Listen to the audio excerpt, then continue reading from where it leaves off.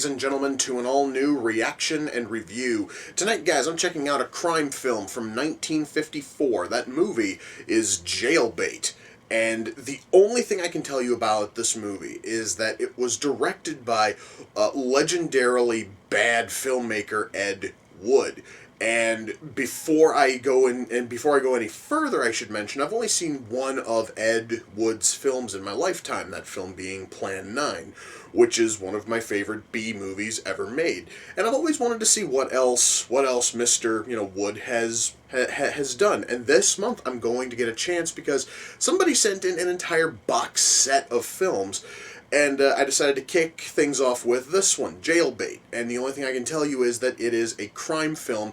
And after skimming over the back a little bit, there are multiple references to this thing either being, a tribute to, a spoof of, or something to that effect of Dragnet. That is literally all that I can tell you about it. I don't know anything about the plot. I decided to skip over any plot-heavy things on the back. I have no clue what the hell I am getting into. I'm really curious if this thing's going to be entertaining in any way. And the only way I'm going to find out is if I shut up and I push play, and I'm going to do that right now. So, without further ado, it's time to kick back, relax, and check out Jailbait.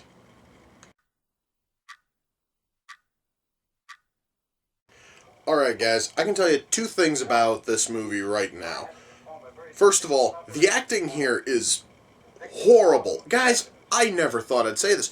This acting is worse than the acting I saw in Plan fucking 9. That is saying a lot.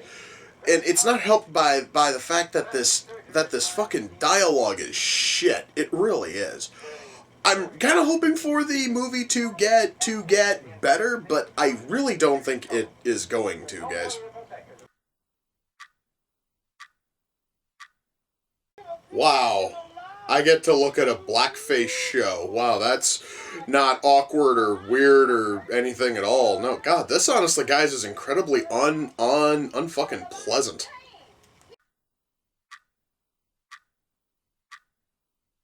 Oh, and I just noticed that not only is the guy on stage in blackface, but also about half of his orchestra is also in blackface. That actually makes the whole thing even uglier and even more unfucking pleasant. You know what, guys? The 50s were incredibly fucked up. I didn't think this was possible, guys. But the acting has gotten steadily worse since this film started. Again, I didn't think that was really possible because the acting was really crap at the start of this thing. This is slowly becoming watchable, guys.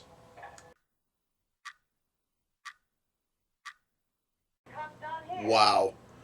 Even when these actors have to play dead, they really suck at it, guys. I kind of figured, guys, the acting in this thing was going to be bad. I thought there was going to be at least something fucking redeeming, and so far I haven't gotten that.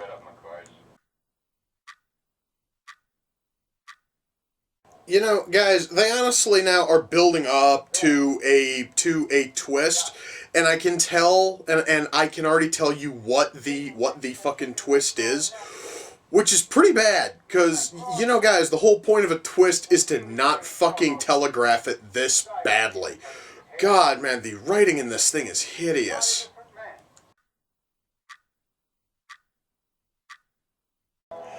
Well, guys, that was Jailbait. Let me shut that off, and I called it. You guys might have noticed earlier I said that they had 100% telegraphed the ending, and sure as shit, it wasn't even a fucking twist. They were building it up to be this big twist, but you can see it coming from a fucking mile out, or to be a little bit more, like direct. You can see the ending 10 fucking minutes before it hits, and that's never a good thing, okay? That's never, ever a good thing.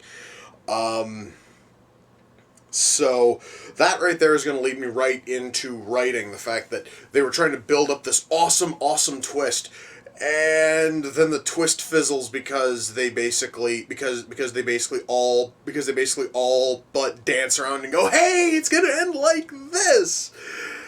Oh my god, that was bad.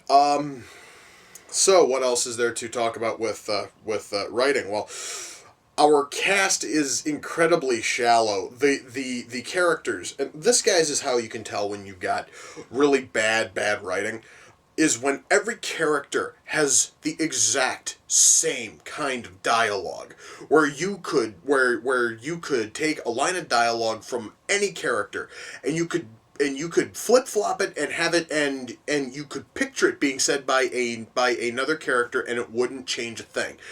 Uh, our characters here are that shallow and that lifeless. The only thing that's really, like, stands out is that what in the hell was his name? Grady is just such he is just such a mean, fucking spirited, evil human being. He honestly is the only one with dialogue that stands out and is genuinely different from everybody else. But every other character's dialogue is just so samey and similar, because nobody else has any kind of personality outside of, oh, well, he honestly is a plastic surgeon, and these two over here are women, and the rest of them are cops. Like, that, guys, is literally all of the depth these characters have.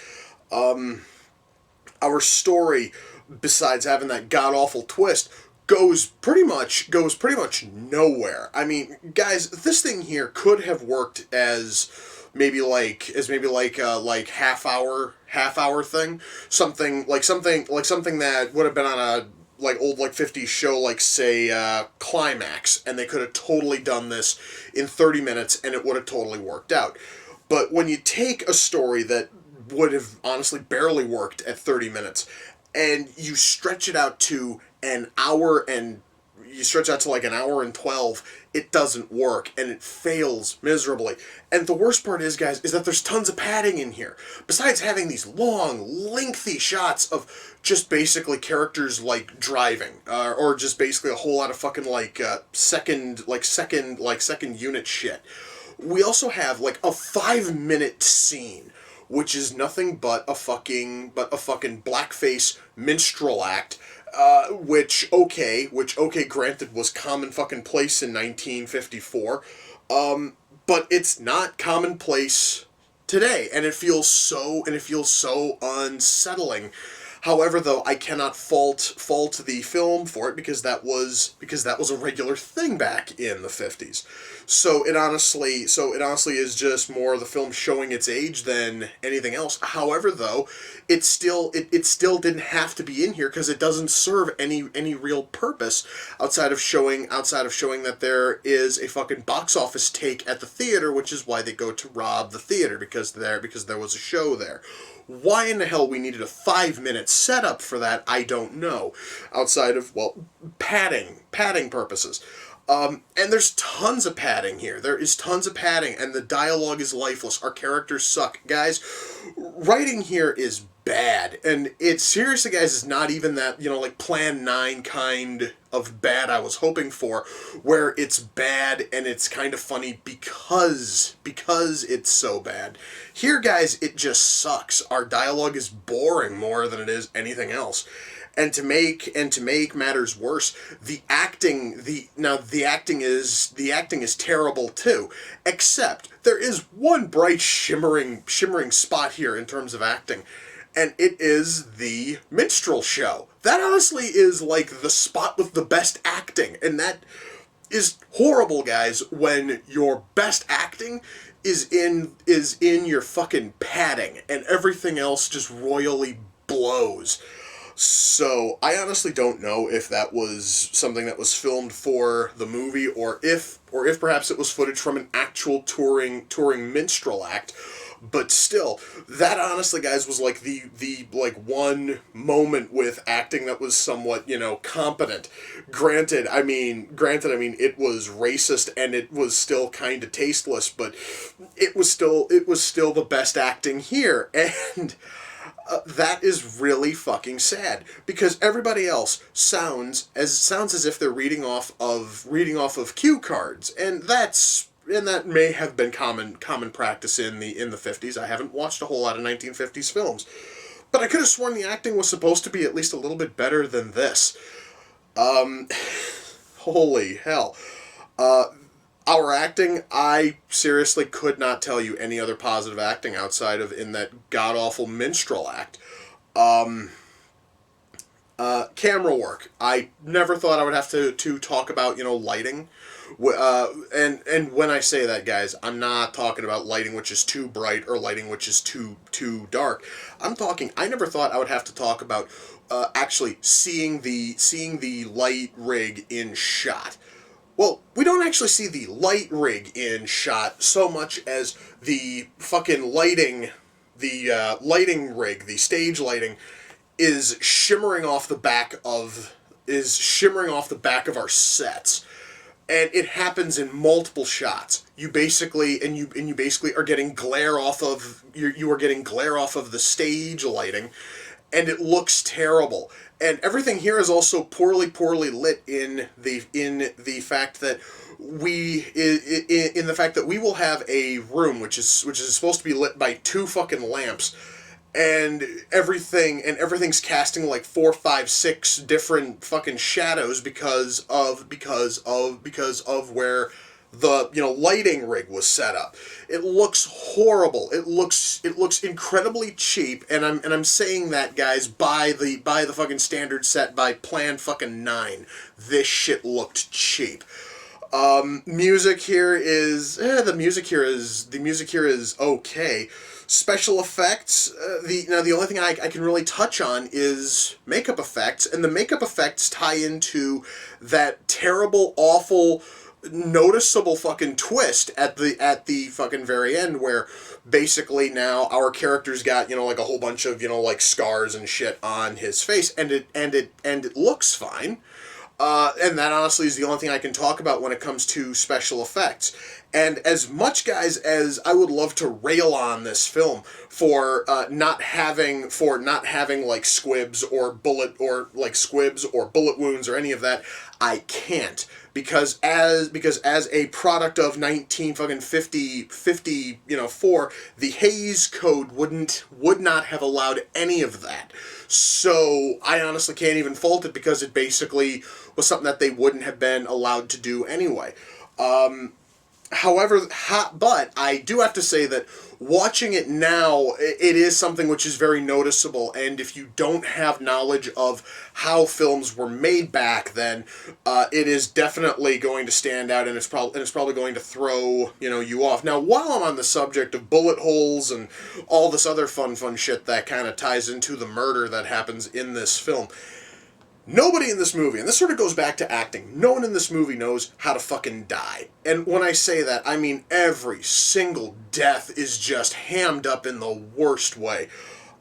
The worst instance of this is not even a death. We honestly are supposed to think that a character is shot and killed when she actually was grazed and she fainted. Now the way that she fainted, though, is she stopped completely dead, stood there frozen for about 2 seconds, and then spun and flopped into the theater chair next to her. That, guys, is not how people faint, and that's not how people fall when they're shot. Okay? It doesn't work. And every character who dies, who gets shot and killed, is basically sitting there just sort of fucking, like flopping around and shit. It looks terrible. And I don't know if that's because the actors just don't know how to die on camera, or because Ed Wood told them to flop around like a fucking fish when the guns, go off. I don't know. I have no earthly clue. I can just tell you that it looked really bad, and it actually kind of sort of makes the movie almost fucking laughable. So guys, when all is said and done, am I able to recommend Jailbait? No. Oh, I do have one other thing I can talk about before I rail on this thing some more, and it has to do with the volume, and that actually has more to do with the disc than it does anything else. The first time I tried to watch this thing, I had it in my laptop, and I had the volume at max. I could barely hear anything. I have my TV sitting almost at max. I could still barely hear anything, which tells me that this fucking DVD was very poorly made. Which honestly, oh shit, I almost dropped it there. Which honestly, guys, is an even bigger issue because, you know, because if you honestly are going to watch a shitty movie, it helps if you can hear it. And I'm honestly not even sure if the DVD has any kind of fucking like subs on it, because I didn't bother to check if there's any kind of like closed captioning or sub fucking titling on here, because that honestly would have definitely benefited. But guys, that honestly is just one more problem which I can heap onto the DVD, which is why I cannot recommend this movie, especially this version of it on fucking DVD. This thing is terrible, and the movie here, guys, is just you know, so bad that I honestly wouldn't even bother looking at it on DVD, Blu-ray, or download. It is just terrible. And if you really want an interesting movie, I cannot call it good, but if you want an interesting movie from Ed Wood, at least right now I can tell you to go and check out Plan fucking 9, and do not bother with Jailbait. This movie is shit.